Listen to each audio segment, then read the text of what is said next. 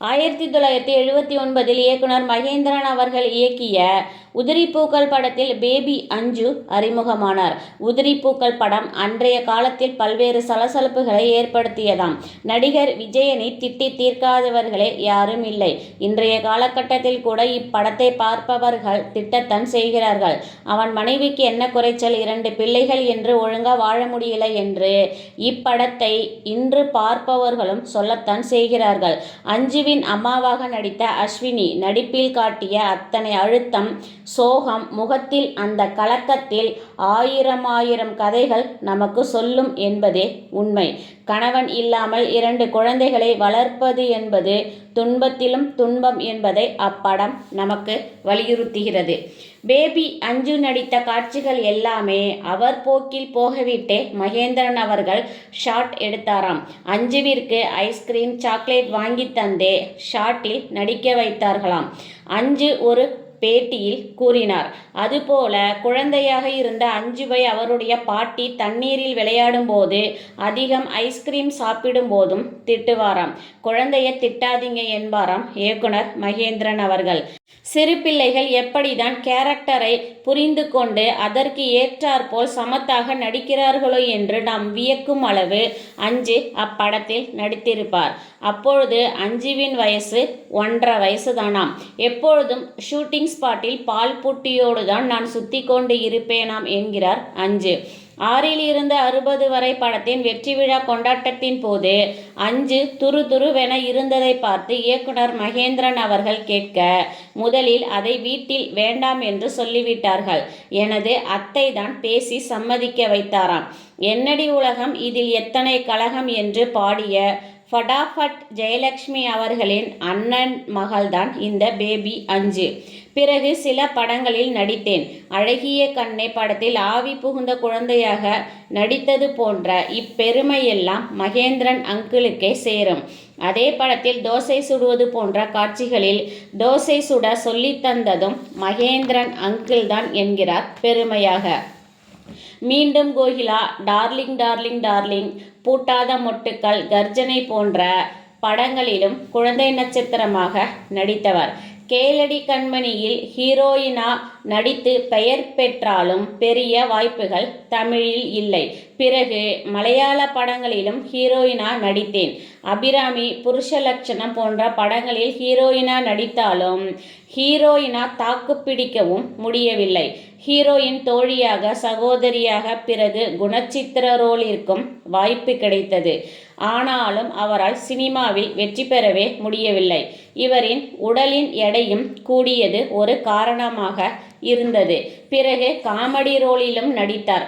சின்னத்திரைக்கு மாறி சித்தி, தீபம் போன்ற தொடர்களிலும் நடித்து புகழ் பெற்றார். ஆனால் பிறகு கொஞ்ச காலம் அவரை ஆளையே காணவில்லை. தமிழில் கடைசியாக மதயானை கூட்டம் படத்தில் நடித்தார். பிறகு சினிமாவில் தலை காட்டாததால் இவர் இறந்துவிட்டதாகவும் வதந்திகள் பரவின. ரீங்காரம் என்ற படத்தில் நடித்தேன். அப்படம் ரிலீஸ் ஆகல. அந்த படம் இயக்கிய இயக்குனரோடு எனக்கு தொடர்பு என தலைப்பு செய்தியும் வந்தது. நடிகை அஞ்சு இயக்குனர் வலையில் சிக்குவாரா தப்பிப்பாரா என்று தலைப்பு செய்தி வந்திருக்கு என மகேந்திரன் அங்கிள் அவர்களின் மகன்தான் எனக்கு ஃபோன் பண்ணி சொன்னார். அழுதுகிட்டே மகேந்திரன் அங்கிளை பார்க்க வந்துட்டேன். அழுது புலம்பியதும், இது எல்லாம் சினிமாவில் வளர வளர நடக்கும் விஷயம்தான். எல்லாவற்றிற்கும் அழுதுகிட்டேவா இருப்ப, நடிக்க தானே வந்திருக்க, அந்த வேலையை பாரு என்றார் மகேந்திரன் அங்கிள். என் லைஃப்பில் இது போல் ஏகப்பட்டது நடந்திருக்கு. இது எல்லாம் நான் கேர் பண்ண மாட்டேன் என்கிறார்.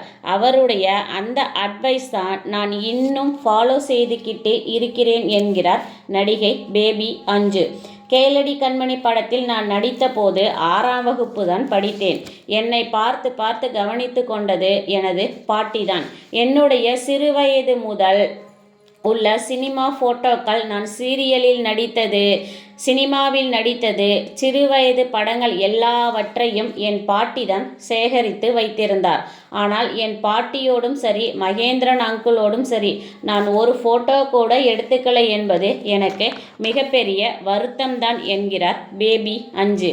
என் வாழ்க்கையில் நான் செய்த மிகப்பெரிய தப்பு, எனக்கு 17 வயது இருக்கும்போது 48 வயதான நடிகர் ஒருவரை திருமணம் செய்ததுதான். அதுவும் எனக்கு அப்பா வயதில் இருந்தவரை கூட நான் வீட்டை விட்டு எதிர்த்துதான் திருமணம் செய்தேன். அதற்காக தண்டனையை நன்றாகவே அனுபவித்தேன். ஓராண்டு கூட எனது திருமண பந்தம் நீடிக்கல. அவர்தான் அண்ணாமலை முத்து படங்களில் நடித்த டைகர் பிரபாகரன் அவர்கள். 1995 திருமணம் செய்தேன். 1996 விவாகரத்தும் பெற்றேன். அதற்குள் கர்ப்பமும் ஆகிவிட்டேன். அவருக்கு 2 திருமணங்கள் ஆகியிருந்தன. வேறு சில பெண்களுடன் தொடர்பும் இருந்தது எனக்கு திருமணத்திற்கு பிறகுதான் தெரிய வந்தது. இதனால் பெரிய சண்டை. தப்பித்தால் போதும் என்று அம்மாவுடன் வந்துவிட்டேன் என்கிறார் பேபி அஞ்சு அவர்கள். ஒரு பேட்டியில் கூட சகிலா கேட்பார், ஏன் அஞ்சு இப்படி செய்த, அதுவும் உன் அப்பா வயது அவனுக்கு என்று கேட்டபோது கூட சிரித்து கொண்டே அஞ்சு சொன்னது, என்ன செய்யறது, எல்லாம் வயது கோளாறு, நம்பிக்கை, காதல் படுத்திய பாடு என்றார் பேபி அஞ்சு. அம்மாவுடன் வந்த பிறகு அம்மாவும் ஏற்றுக்கொண்டார். 1000 தவறுகள் பிள்ளைகள் செய்தாலும் பிள்ளைகளை மன்னிக்கும் குணம் அம்மாவிற்கு தானே இருக்கிறது. என் அம்மாவும் என்னை அணைத்து கொண்டார். என் மகனுக்கு வயது தற்போது 25ஐயும் தாண்டிவிட்டது. மகன் படித்தும் முடித்து விட்டார். மகன் படிப்பிற்காக தான் சில காலம் நடிக்கல. இப்ப நான் நடிக்க தயாராக இருக்கிறேன். இப்ப சென்னையிலும் இருக்கிறேன். நிறைய கஷ்டத்தை கடந்து வந்து விட்டேன். அதுதானே வாழ்க்கை. இவ்வளவு கஷ்டத்தில் இருந்தும் நான் விடுபட்டு வந்து இருக்கிறேன் என்றால் அதற்கு என் மானசீக குரு மகேந்திரன் அங்கிள் தான் காரணம் என்கிறார் இன்னும் பேபி போலவே பேசும் பேபி அஞ்சு அவர்கள். தொடர்ந்து இணைந்திருங்கள் கண்மணி தகவல்கள் சேனலுடன்.